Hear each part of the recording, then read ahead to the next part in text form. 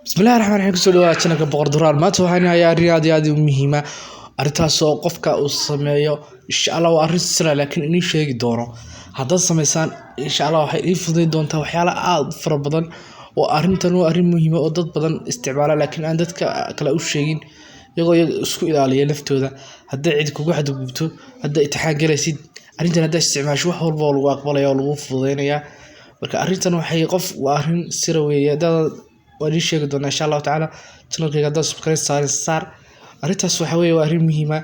oo waxay muujinaysaa yani awooddaada kalsoonidaada dhan baa banaanka imaanaysa qof kalena wuxuu dareemayaa kalsooni la-aan iyo ducf buu dareemayaa haddaad samaysid marka arrintan dadka badankooda dadka looma sheegaan laakiin insha Allah sir ahaan baan igu soo gudbiyey marka arrintaas waa arrin insha Allah wax walba kuu fududeyd wax badan kuu fududeyd doonto haddaad shaqo doonaysa rabtid in lagu aqbalo imtixaan haddaad galaysid هذا رفتي قف واحد قد بي أما دبعتين يعني كذا يعني كو إحباط بقصة من السقف كاسو حدريمية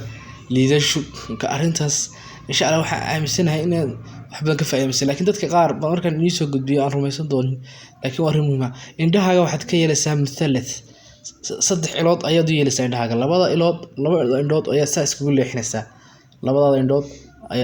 بس كل إحنا سا عين الثالث بالله إيش الصدحات labada indhood basta u leexinaysaa qof kale toos baad u eegaysaa labada indhood saayihiin ayaa qof kale toos u eegaysaa qofkaas markaas u fiirso masalas baad ka dhigaysaa labada indhood waxaad eegaysaa halkaa sunniyaha dhexdeeda bal labada indhood saa ugu jeedinaysaa marka waxaa la caynu saas isha saddexaad weeye markaas saa samaysid insha Allah waxaad qofkaas u dareemayaa kalsooni la-aan qofkaasaa ku samaysid ama qofka wax beena kuu sheegay ama qofka rabaysan ku aqbal waxa tusaysaa siqadaada kalsoonidaada awooddaada qofkan wuxuu noqonayaa qof murugaysan buu noqonayaa markaas aad u eegtid ihbaad buu qof dulaysan buu noqonayaa waa arrin sira laakiin ana inii soo gudbiyay insha Allah tacaala arrintan wax badan ka faa'iidi doontaan insha Allah tacaala ila tijaabiya dad badan baa isla haya waa iska ciyaarayaan laakiin tijaabiya markaad tijaabisid aniga igu soo celi wixii